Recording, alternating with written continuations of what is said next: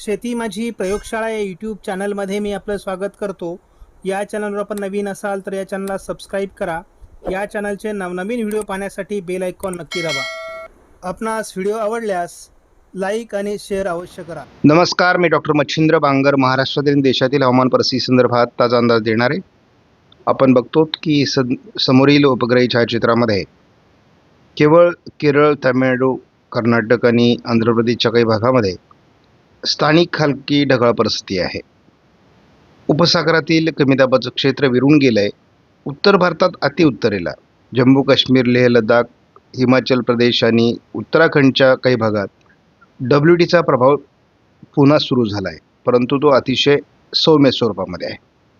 त्यामुळे सध्या तरी महाराष्ट्रात लगेचच पावसाचा अंदाज नाही. काल गुरुवारी एक्सटेंडेड रेंज मॉडेल फोरकास्टचा 4 आठवड्याचा अंदाज प्रसिद्ध झाला आहे. आपण जर बघितलं तर 26 फेब्रुवारी ते 5 मार्चच्या दरम्यान हलके WD येणार आहेत. या पलीकडे भारतामध्ये विशेष पावसाची नोंद होणार नाही. त्यानंतर 5 मार्च ते 12 मार्चच्या दरम्यान देखील उत्तर भारतात WD राहतील. या पलीकडे दोन्ही समुद्रात विशेष हालचाली नाहीत. 12 मार्च ते 19 मार्चच्या दरम्यान देखील केवळ उत्तरेत WD राहतील. दोन्ही समुद्रात हालचाली नाहीत. 19 मार्च ते 26 मार्च या दरम्यान उत्तर भारतातील WD तीव्र होतील आणि बंगालच्या उपसागरात पुन्हा एक नवीन कमी दाबाचं क्षेत्र विकसित होण्याची शक्यता राहील. भारतीय हवामान खात्याच्या अलर्टनुसार केवळ केरळमध्ये आणि थोडंफार पूर्वेकडील काही राज्यांमध्ये पावसाचा अंदाज आहे. बाकी मध्य भारतातील, उत्तर भारतातील, पश्चिम भारतातील पावसाचा अंदाज ओसरला आहे. केरळमधील पावसाचा अंदाज हा 28 तारखेला देखील कायम ठेवण्यात आला आहे. आपण या ठिकाणी बघतो की पूर्वेकडील काही राज्यांमध्ये काल पावसाच्या ॲक्टिव्हिटीज झालेल्या आहेत.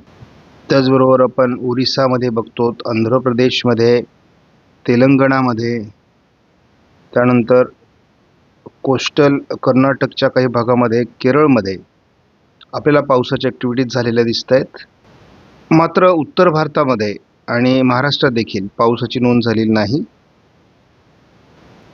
महाराष्ट्राचा सीजनल मॅप आपण 1 जानेवारी ते 25 फेब्रुवारीपर्यंत बघितला होता.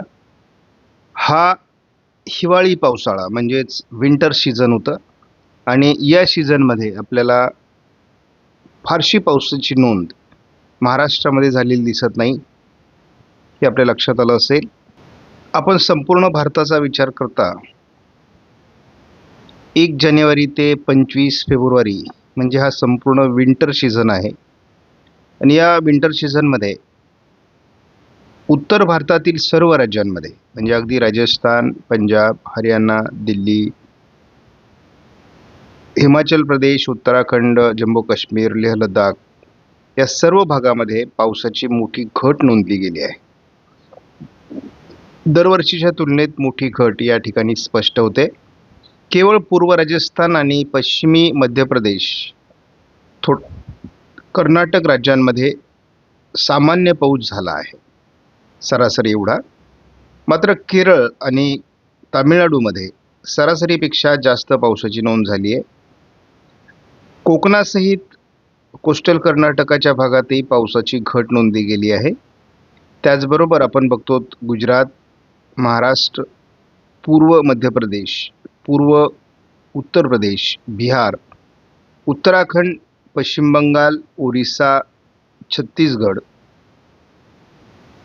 तेलंगणा, आंध्र प्रदेश, रायलसीमा या राज्यांमध्ये मात्र आपल्याला स्पष्टपणे पावसाची मोठी घट दिसते आहे.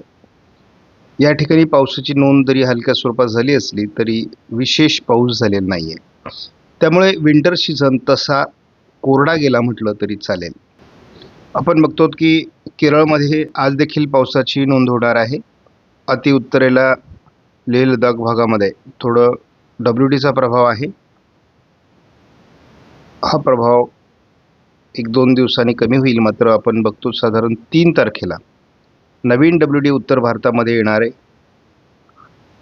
त्यामुळे उत्तर भारतातील उत्तराखंड, जम्मू काश्मीर आणि लेह लडाख भागामध्ये पावसाच्या ॲक्टिव्हिटीज वाढणार आहे. साधारणपणे 7-8 तारखेपर्यंत हे राहतील आणि WTचा प्रभाव हा अति उत्तरेकडून सरकत आहे. मध्य भारतावरील त्याचा प्रभाव संपला आहे. त्यामुळे जवळपास 8 मार्चपर्यंत कुठल्याही प्रकारचं महाराष्ट्रामध्ये पावसाची नोंद होणार नाही. हा JFS मॉडेलचा अंदाज आहे. साधारण 27, 28 आणि 1 तारखेच्या दरम्यान उत्तर महाराष्ट्र, मध्य महाराष्ट्र आणि उत्तर कोकणात थोडी थंडी रात्रीची जाणवण्याची शक्यता आहे, पहाटे जाणवण्याची शक्यता आहे.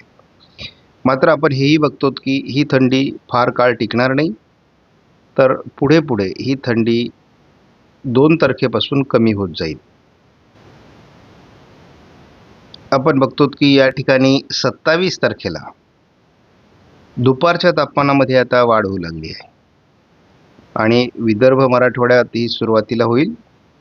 साधारण 2 तारखेनंतर ती संपूर्ण भारतामध्ये आणि खास करून संपूर्ण महाराष्ट्रात दुपारचं तापमान वाढेल आणि हे तापमान जवळपास 5 मार्च नंतर 36 अंशाचा टप्पा ओलांडण्याची शक्यता आहे. तो की JFS मॉडेलनुसार महाराष्ट्रात 13 तारखेपर्यंत पावसाची नोंद होणार नाही. आपण ECMWF मॉडेलचा अंदाज बघितला तरी देखील 13 तारखेपर्यंत पावसाची नोंद होणार नाही. AIFS ECMWF मॉडेलचंच एक व्हर्जन आहे. यामध्ये सुद्धा कुठल्याही प्रकारे पावसाचा अंदाज देण्यात आलेला नाही. तो की CFS मॉडेलनुसार पहिल्या आठवड्यात म्हणजे 5 मार्चपर्यंत कोणत्याही पावसाचं वातावरण नाही. त्यानंतर आपण बघतो की 12 मार्चपर्यंत सुद्धा कुठलंही पावसाळी वातावरण नाही. त्यानंतर आपण बघतो तर साधारण 19 मार्चपर्यंत सुद्धा विशेष पावसाळी वातावरण नाही. हवामानात थोडा बदल आपल्याला साधारण 19 मार्च ते 26 मार्चच्या दरम्यान होताना दिसेल. नंतर मात्र साधारण शेवटचा आठवडा 26 मार्च ते 2 एप्रिल या दरम्यान पुन्हा एकदा अवकाळी पावसाला सुरुवात होणार आहे. म्हणजे आपल्याला साधारण 25 मार्चच्या आत संपूर्णपणे पिकं काढून घेणं रब्बीची आवश्यक आहे. अन्यथा जी पिकं शिल्लक राहतील त्यांचं नुकसान होण्याची शक्यता आहे. आणि आपण शेवटचा आठवडा बघतो म्हणजे आपण एप्रिलचा पहिला आठवडा बघतो, तुफान अशा प्रकारची गारपीट आणि अवकाळी पावसाची नोंद होणार आहे. सध्या आपण बघतो की थोडं विदर्भ आणि मराठवाड्याच्या पूर्व भागामध्ये ढगाळ वातावरण हलक्या स्वरूपात राहील. पावसाची नोंद होण्याची शक्यता फार कमी आहे. 28 तारखेला सुद्धा विदर्भ आणि मराठवाड्याच्या पूर्व भागातच थोडी ढगाळ परिस्थिती दिसते. 1 तारखेला म्हणजे मार्चच्या सुरुवातीला मात्र ही ढगाळ परिस्थिती कमी होणं अपेक्षित आहे. यापूर्वी आपल्याला 3 तारखेला मोठ्या प्रमाणात ढगाळ परिस्थिती महाराष्ट्रात दाखवली जात होती, परंतु आत्ता मात्र ही ढगाळ परिस्थिती कमी होण्याचा अंदाज दिला जातोय. 9 तारखेला पुन्हा एकदा ढगाळ परिस्थिती महाराष्ट्रात वाढायला सुरुवात होईल. विदर्भ, मराठवाडा, मध्य महाराष्ट्र, पश्चिम महाराष्ट्र आणि आपल्याला थोडं वातावरण रात्री 9 तारखेला दिसते. विदर्भ मराठवाड्यामध्ये एखाद दुसऱ्या ठिकाणी शिडकाव्यासाठी वातावरण तयार होऊ शकतं. मात्र पावसास अनुकूल परिस्थिती नाही आहे. ढगाळ परिस्थिती विदर्भ, मराठवाड्याचा पूर्व भाग, सोलापूरचा पूर्व भाग या ठिकाणी आपल्याला दिसते आहे. थोडं 12 तारखेपासून या ढगाळ परिस्थितीत सुधारणा होते, परंतु महाराष्ट्रावर त्याचा फार परिणाम नाही आहे. म्हणजे आपण 13 तारखेपर्यंत जरी बघितलं तरी पश्चिमी वाऱ्यांचा प्रभाव वाढतोय आणि विशेष पावसाची नोंद 13 तारखेपर्यंत महाराष्ट्रात होईल असा कुठल्याही प्रकारचा कोणत्याही मॉडेलने अंदाज दिलेला नाही. JFS मॉडेलने देखील 11 तारखेनंतर थोडं वातावरण बदलायला सुरुवात होईल असं दाखवलेलं आहे. 12 तारखेला थोडी ढगाळ परिस्थिती महाराष्ट्रात वाढणार आहे. 13लाही ढगाळ परिस्थिती थोडी वाढणार आहे. या पलीकडे JFSने अंदाज दिलेला नाही. पुढील 2 दिवस 27-28 तारखेला विदर्भात आणि मराठवाड्यात थोडी ढगाळ परिस्थिती आयकॉन मॉडेलने दाखवली आहे. आयकॉन मॉडेलने थोडी ढगाळ परिस्थिती किंवा पावसास अनुकूल ढग हे रत्नागिरी, सिंधुदुर्ग, गोव्याच्या दरम्यान 5-6 तारखेला दाखवले आहेत. त्यामुळे 5-6 तारखेला काही हवामानात बदल होईल का यावर आपण लक्ष देणार आहोत. या पलीकडे आता पावसाचं वातावरण राहिलेलं नाही, त्यामुळे आता अवकाळी पाऊस महाराष्ट्रात येणार नाही. कुठल्याही शेतकऱ्यांनी चिंता बाळगण्याची गरज नाही. आपल्या शेतीची कामं उरका, कारण एप्रिलचा पहिला आठवडा हा अवकाळी पावसाचा आहे, गारपिटीचा आहे. त्यामुळे आपण आत्तापासूनच पूर्व नियोजनाला लागा. आपणास व्हिडिओमधील माहिती महत्त्वपूर्ण वाटल्यास लाईक करा, शेअर करा, चॅनलला सबस्क्राईब करा. धन्यवाद. जय हिंद, जय महाराष्ट्र, जय बळीराजा.